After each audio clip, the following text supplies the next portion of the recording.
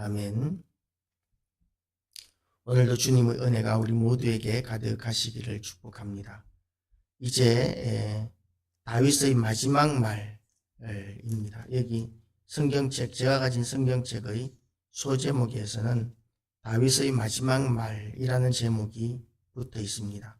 이는 다윗의 마지막 말이라 그러면서 아마 유언과도 같은 그런 시를 지은 것 같습니다.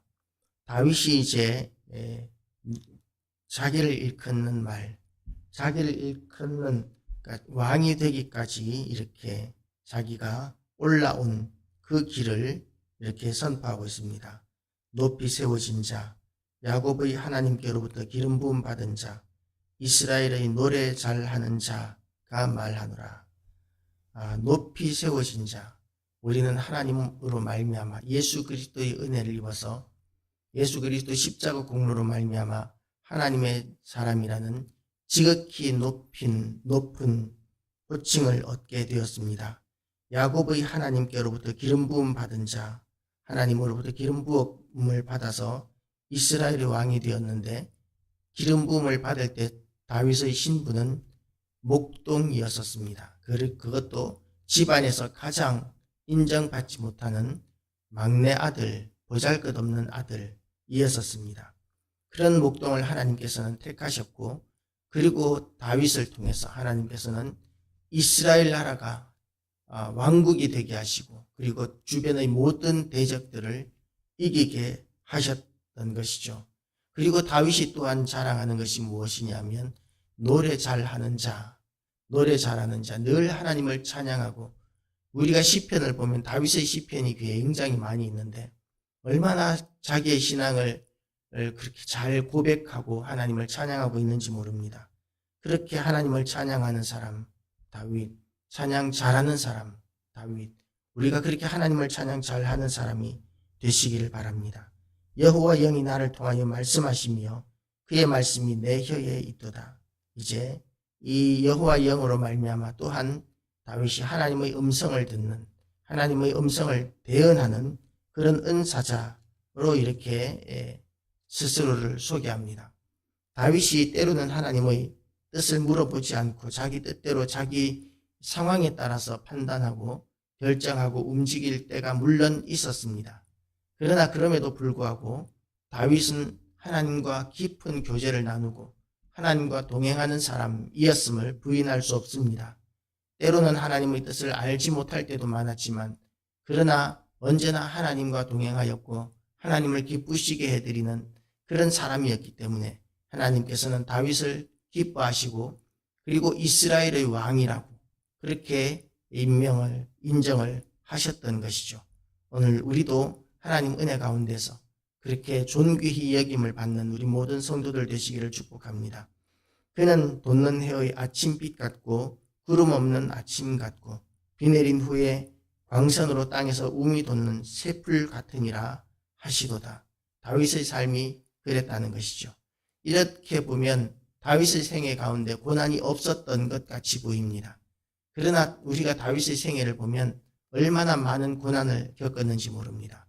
그 많은 고난들을 겪으면서 다윗은 참으로 하나님께 영광을 돌리는 그런 귀한 사람이었습니다. 내 집이 하나님 앞에서 이같지 아니하냐. 우리의 집들이 다 이렇게 다윗의 집과 같이 이렇게 살아나는 아침 같고 비 내린 후에 광선으로 땅에서 움이 돋는 새풀 같은 그런 가정들, 그런 교회 되시기를 주님의 이름으로 축복합니다. 지금은 새 움이 돋는 것이 보잘것없어 보이고 작고 연약하지만 그러나 그것은 속히 자라고 금방금방 자라서 풍성해지게 되고 크게 될 것입니다. 이렇게 성장하는 그런 귀한 우리 모든 가정 되시기를 축복합니다. 그러나 사악한 자는 다 버려질 가시나무 같으니 이는 손으로 잡을 수 없음이로다. 그것들을 만지는 자는 철과 창자루를 가져야 하리니 그것들이 당장에 불살라지리로다 하니라. 우리의 가정, 우리의 삶, 우리의 생각, 우리의 마음이 이렇게 가시나무와 같으면 쓰임새는 이렇게 낫이나 칼 같은 걸로 베어짐을 당해서 아궁이에 던져지거나 불태워지는 그런 용도밖에는 쓰임을 받지 못한다는 것이죠. 목재로도 쓸 수 없고 장식용으로도 쓸 수 없고 그런 악인의 이 마지막이 아무데도 쓰일 데가 없는 것처럼 하나님께서는 악인을 결코 잘되게 하시지 않는다고 선포하고 계십니다. 오늘 하나님께서 이렇게 다윗의 집이 얼마나 하나님으로부터 존귀히 여김을 받았고 얼마나 하나님을 기쁘시게 해드리는 그런 다윗이었는지를 고백하고 있습니다. 그리고 이제 다윗의 용사들을 이렇게 선포하고 있습니다. 소개하고 있습니다. 다윗의 용사들 보면 대단한 사람들이 많습니다. 요셉 밧세밧이라고도 하고 에센 사람 아디노라고도 하는 자는 군 지휘관의 두목이라 그가 단번에 800명을 쳐 죽였더라. 대단한 사람이죠. 장비가 이렇게 칼 한 자루로 800명을 황건적 800명을 쳐 죽였다는 그런 이야기가 있는데 하여튼 그렇게 혼자서 800명을 쳐 죽일 만큼 대단한 사람이 다윗의 부하였다는 것이죠.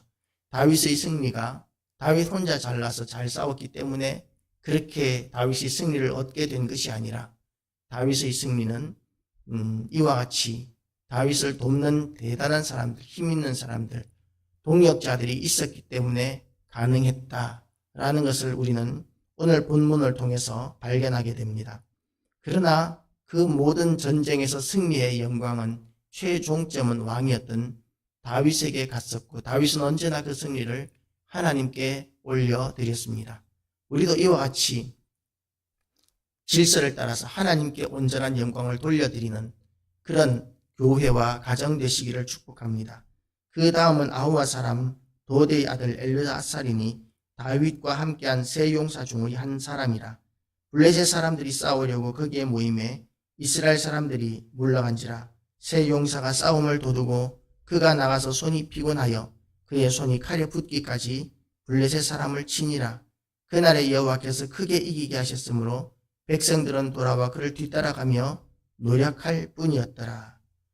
이렇게 아우와 사람 도대의 아들 엘르아살이 세 용사 중에 한 사람, 그야말로 전세를 뒤집는 그런 사람, 이런 대단한 사람이었다고 소개하고 있습니다.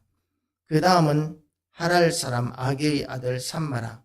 블레셋 사람들이 사기가 올라 거기 녹두나무가 가득한 한쪽 밭에 모임에 백성들은 블레셋 사람 앞에서 도망하되 그는 밭 가운데에 서서 막아 블레셋 사람들을 친지라. 여호와께서 큰 구원을 이루시니라. 혼자서 블레셋 사람들을 막아서서 무찌르는 이런 대단한 용사들이 이 다윗의 세 지도자였다는 것이죠.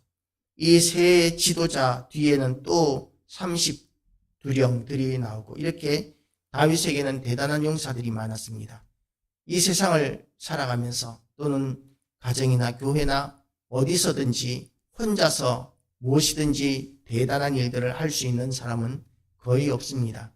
물론 탁월한 사람들이 있겠지만 그럼에도 불구하고 역사를 바꾼다거나 나라를 세운다거나 교회를 세우는 이 모든 일을 혼자서 이룰 수 있는 사람은 세상에 없습니다. 그러나 함께함으로 말미암아 하나님께서는 그 여러 사람 함께한 사람들의 힘보다도 더 큰 힘을 가지게 하시고 더 위대한 일들을 하게 하시는 것을 우리가 보게 될 것입니다.